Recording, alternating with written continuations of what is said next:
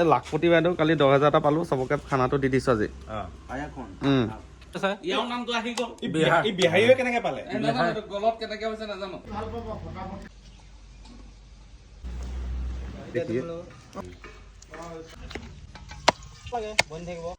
এশ 2 টকা হ'ল